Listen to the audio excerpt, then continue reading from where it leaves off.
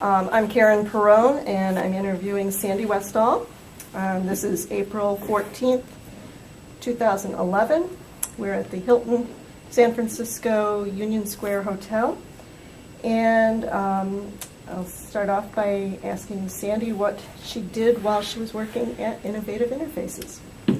Well, I actually did a number of things over the years. I was with Innovative for over 28 years, and I retired last year in 2010. And when I retired, I was Senior Vice President for Library Service, so the service organization, including all the staff that participated a lot in the IUG, giving presentations, doing our information centers, were in my area of the company. So I've worked with the IUG for a number of years, both in that position and prior to that when I did other things with especially InReach and other parts of the company. So I've seen it all the way through. How did the users group come about? I mean, you've been with the company long enough before the actual conferences were held. Well, we started our first user groups as just an innovative invitation to our users in either a suite at a hotel, usually in conjunction with ALA, and then we would start getting a room, and we would get the room and people would come, and we'd have a few things, but it would only last for a couple hours. And that was sufficient to begin with. And then I think as we started getting a broader group of people and more functionality in the system and more things to talk about, there was a desire to have more time to talk and to have more presentations and more specialization too about what people might be interested in going to. Mm-hmm. So I'm not sure exactly how it all came about, who actually proposed it and did all of, the organization. I mean, I remember the first one very well, but I'm a little hazy on the details of how we actually came about to actually get to that point of having it, but I remember that one. But I think it's that desire to be able to spend more time with your colleagues and with other people, and to be able to drill down a little bit more into detail than what we could do in say, a 3 or 4 hour session at an ALA when only a certain amount of people could get there, and it was limited in time, and it was limited in what we could actually accomplish. How many users were there back then? Well, our very first meeting we ever held was in Chicago in a suite, and I think we probably had 6 people. Wow. So when we, and it kept getting a little bit bigger every year, but and that was probably in about 1984 or 5. And so we went for another 6 or 7 years before the actual IUG was formed, and it was probably up to a couple hundred people by then or something like that might come to something in a ballroom size thing at a hotel in conjunction with ALA. What was the reaction of the company when the users said, "Hey, let's put on a conference"? Or I think we all thought it was great. I mean, the more that we could have people interested in the product and talking about it between themselves and doing things, it was just purely good for everybody. We enjoyed working, together with the users and seeing what they were interested in and what we could do. We'd done a little bit of that prior to the IUG as we got presentations together, but it was really there was so much more focus from the users wanting to have their own sessions and coming up with ideas, and I think that's just seen as a totally positive way to go. How have you seen the users group change over the years? Well, of course, it's gotten bigger and bigger and more professional. As in the beginning, it was all the volunteer, the librarians doing a lot of the work, and then at the point when it got so big that we had to hire a conference company with PIA, it evolved a lot into a very professional organization. During that time, I think that was a lot of the difference between what it was when it was small. What was your schedule like during an usual conference? What would you do in a day? In the early IUGs, I gave a presentation every single hour. Oh. And there was one conference where And I know some people don't like the half hours between, but there was some of the original conferences we had 15 minutes between, and I had to go from one room to another, and the crowds were so dense I couldn't get to the bathroom. And 15 minutes wasn't enough time if you're a presenter at every session, because you didn't have enough time to do anything in between. It was very tiring, but I would usually do something on like statistics or acquisitions, or I knew all the modules very well, and could do a lot of presentations, and I would usually do one in it. So I was very, very busy. What was your background before you joined Innovative? I was a librarian at the University of California, Berkeley. I worked in automation there and in cataloging during that time. And I actually started as a student assistant, never quite expecting that I would spend my entire career working from a student assistant to a non-professional and then going to library school. So it's I'd had quite a few years actually at Berkeley before I joined Innovative. And one of the reasons I joined, of course, is that I knew Jerry Klein and Steve Silberstein from working with them at the library. And in fact, my very first ALA was before I ever joined the company, because I didn't have funding to go to that ALA, and I made them a deal that if they paid my way to the ALA, I'd help them demo for their very first booth at an exhibits. And so it worked out well. I had a Berkeley badge that I put on to go to meetings, and I had an Innovative badge that I put on to go in the exhibits hall, and it worked kind of nicely. So I'd actually worked with both of them in automation projects at Berkeley before they even formed Innovative. So you were employee number 4. Great. Through the years, what do you think is the reason that the IUG and the Innovative mix has worked so well? Well, I think it works because everybody brings things to the table. There are ideas of sessions that the Innovative wants to do. There are ideas and sessions that the users want to do. And we all bring something that we hope will, be of value to the attendees. And the attendees are the ones that are important. We need to have things that appeal to them, and to have something that, if they complain because there's too many things and they can't get to all of them, that's great. Because what you don't want is somebody saying, there's nothing of interest to me. There's nothing I want to go to.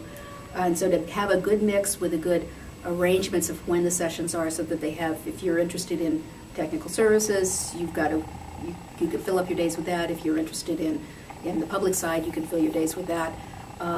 That we had a good mix of opportunities, and there was always different aspects of it, that depending on whether it was Innovative as the developer and knowing some of the things that were coming up and some of the tricks and how to use things, as opposed to the users who also found their tricks and their purposes. We both learned from each other all the time. Could you talk a little bit about OhioLink? That was the first InReach system, correct? OhioLink was the first InReach system. We actually, I think, won the contract in 1991 and spent a couple years doing the development for how we would move records from local systems into the union catalog seamlessly, without any thing touching of buttons or pushing data or doing anything from the local system side. In fact, we realized we did it so seamlessly that people didn't understand how complex it was, and what a marvel it was at how well the data could move between them. And I think we unveiled the catalog in probably 92, and then we started doing the circulation component with being able to request from the different side systems in 93, just about the time that the IUG was being formed. And it was a big project, and I've worked with the InReach systems all the time since then, which has been one of the fun parts of my job. I've always liked that product a lot.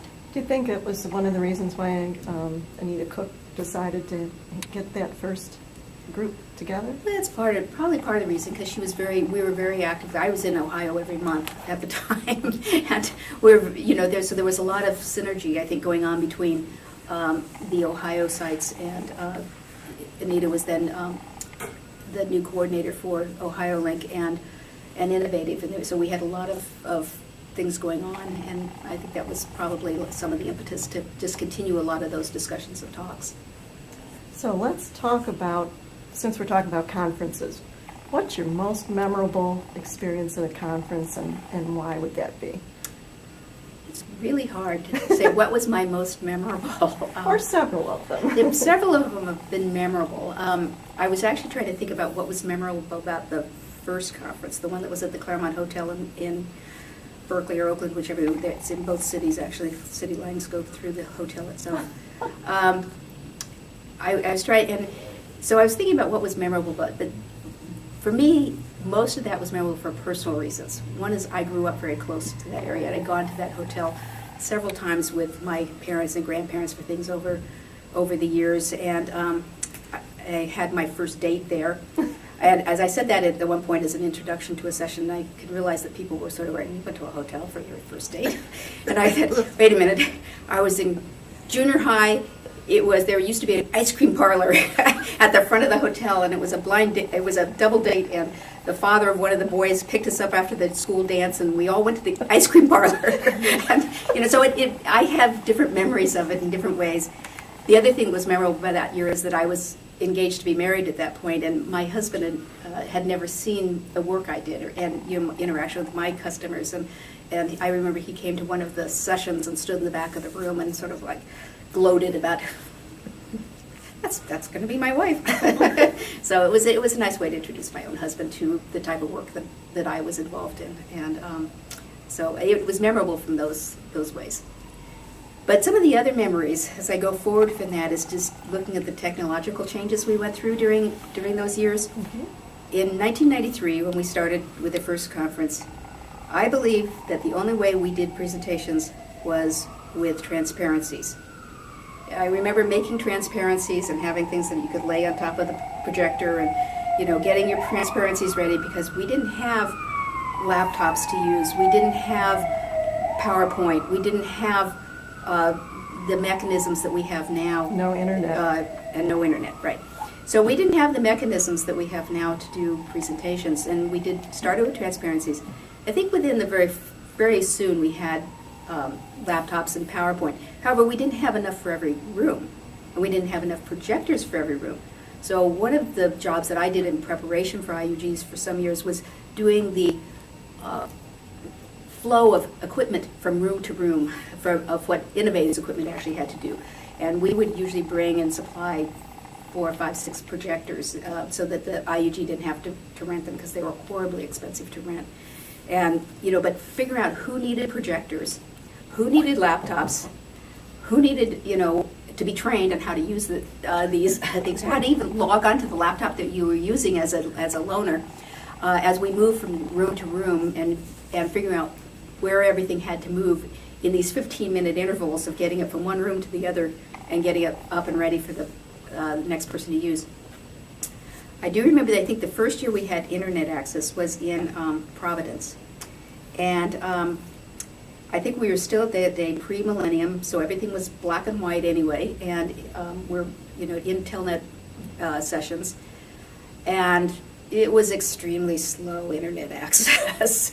It was painful. It was painful, and one of the things that we at Innovate did for some years after that was like, no internet access. Get your topic together and move from slide to slide, because you could sit there for 10 minutes getting people bored while they were waiting for the next screen to come up. And so it was very painful at first to try to have anything done showing real live things. And you could do a lot with screenshots on PowerPoint still in those days.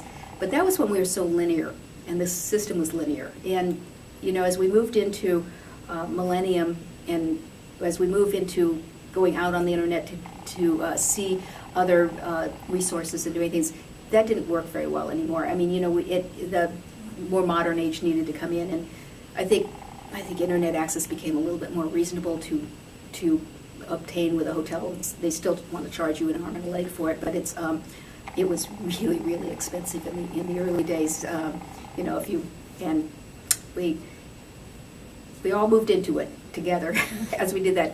And also, I think the IUG organization got fairly smart about it, as far as saying at one point we're going to have projectors in every room, and we're going to, there's a certain way to have the mechanics that made it easier for all the presenters, and to have technical expertise ready to help you if you needed it. so that you weren't on your own or trying to figure out who to call when you've got 100 people sitting in front of you ready for a presentation and you don't know how to get it up to the screen. So it's changed a lot, and as I watched some of the presentations today, how seamlessly people went through from whether it's a presentation, just going over to an internet connection, pulling up something, the speed that we can get today, the showing the dynamics of how you can open up the world from just a one click is different than what you can do with with just a screenshot in a presentation type of thing. It's quite different than it used to be. So it'll keep changing. It will keep changing as we go forward. And there'll still be the glitches. I think we always have to have those fallbacks. But I think I threw away my last transparencies when I retired and cleaned my office out. You still have them? I still have some empty ones if anybody wants them. Ones that, if anybody wants to make a transparency. I don't know if they ever have those projectors anymore. Our younger viewers of this video are going to say, what's a transparency? Were you involved heavily with the planning process between the users and the company? Yeah, I did a lot of the planning mostly for the sessions, as we went through the program and putting the program together, and also for innovative side for our information, what's now our information center, and what was the help desk annex originally, and getting a lot of that organized, and internally, people assigned and things that we did there, but working both within Innovative with our own staff and then also with the IUG organizing committee. How would you describe the service forums? Those usually are fairly interesting. We always thought it was a real success in some of those forums when nobody showed up. And because if people are more interested in going to other sessions, it's usually forums mean you're going to talk about, problems, and you're going to be put on the spot. And so they could be very interesting. And I think, I think some of the early ones were more cantankerous than as later ones have gotten. And it's a good sharing of information sometimes, and good place for questions to be asked. Mm-hmm. I know on some of the service forums in later years, we would usually start with some introduction of who we were and what we were trying to accomplish and do, because sometimes you just stave off some of the oddball questions by telling people what you're up to this year, or what some of the accomplishments are, especially for service. Mm-hmm. And some of the forums that are more product related might be, some specific things working or not working or desired. So there were a number of ones, but especially in the service ones, we always thought they didn't have any things to ask about service. That's great. They're more interested in going to other sessions. So it's. I think when you go into something where it's not scripted and you don't know exactly what's going to happen, you're a little bit not sure exactly how it will turn out, and so we always went into it with a little bit, okay, what are we going to get now? And I've never had a bad experience. Obviously there's some hard questions and stuff, but you have to deal with them. So do you think the IUG is still a relevant organization? I think it's still relevant. I think the issue that IUG is facing is that both the customer base and the product have gotten very diverse. And I know that in some cases people might want to have an IUG maybe on a specific topic. I had people at one point ask, can we just have an InReach conference? Well, people can't afford to go to multiple conferences, so that you need to have ways to be able to do tracks or do things. But there's so many different topics to talk about. There's so many different ways that the systems are going. There's so many different types of customers and there's so many options in the system, ways you can configure it, and there are ways that having a big meeting where people can hear about some of these ideas are great, because if you just focus too much narrowly on your own way of doing things, you don't hear about some of the other great things that are going on. So it's still trying to figure out how to get all this wealth of information to a diverse population that's coming to the sessions. So I think it's actually probably more and more relevant in that way, because it's very hard to communicate all the things that you can do or what's coming up. Just in a session I sat in today, somebody was talking about this is the way it works, and it's like I leaned over to one of my colleagues and said, we changed that a few years ago at least, and it's, we made it an option. It's not, doesn't have to be that way. So, people don't always understand or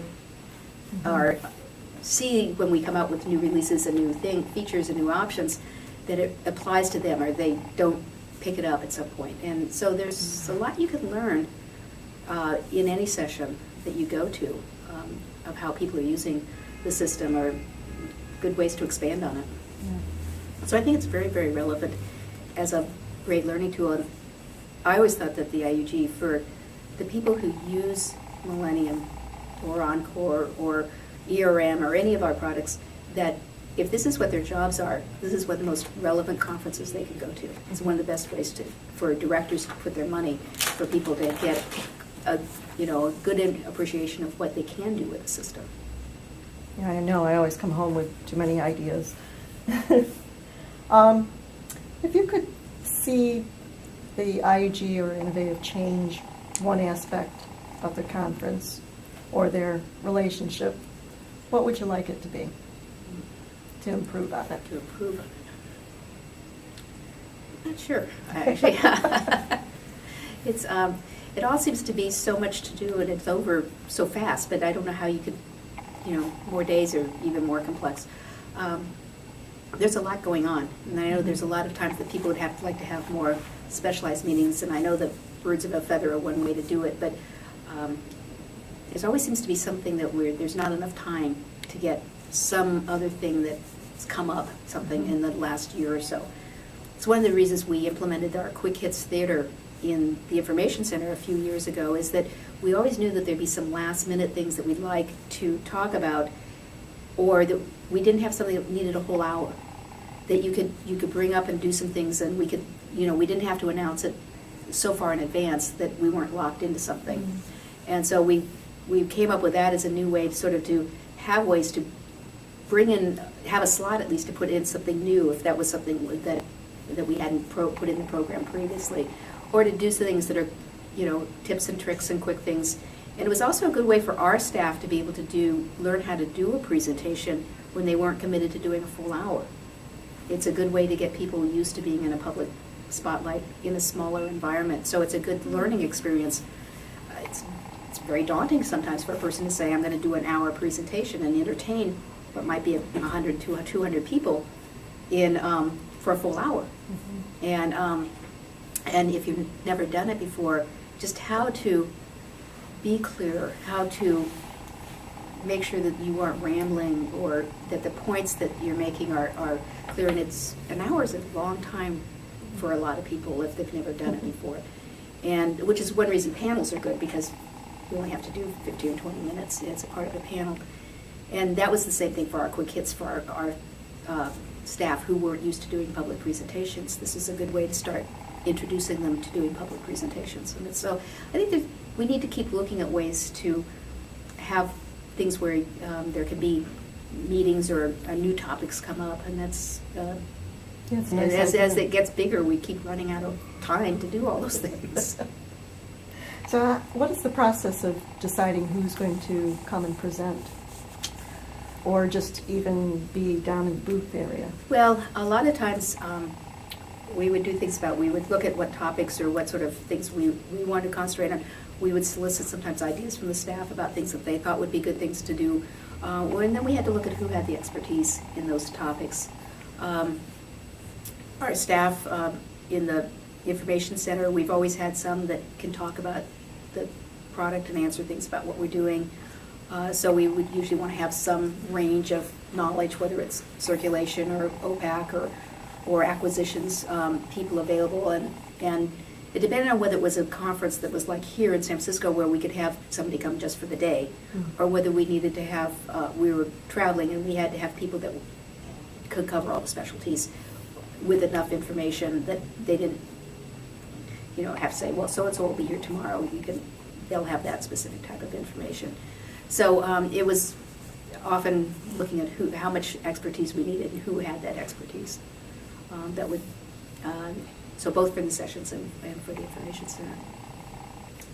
So are there any other topics that you'd like to talk about, or any other tidbits of fun stuff that you can think of?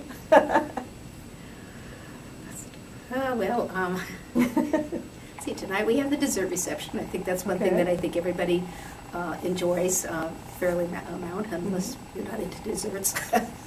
But then there's always some good stuff to drink too. And sometimes there's good movies or good music. I think, and some people like the dancing, and some people would rather just be able to talk without a lot of noise. And it's hard to please everybody. And we've done different things over the years, but somehow chocolate and dessert seems to be fairly appealing to a lot of people. So that's always been a traditional one, and we've had some of our other ones that are more smaller groups of people. The international reception is always a wonderful conglomeration of people from all kinds of different countries, and it's amazing how many people travel so far to attend the IUG, and it's a very interesting group of people that way. And so there's a lot of good friendships, I think, that have developed over the years at IUGs. There are a lot of people who've worked together as colleagues, and then they develop long-lasting friendships, and so it's been a very good, positive experience for everybody. Great. Well, Sandy, thank you so much, and enjoy your retirement. You look great. You look like you're enjoying it already. So I am. It's very nice to attend and just be able to listen and not worry about what's the next thing that's going on, or is somebody at the right place at the right time.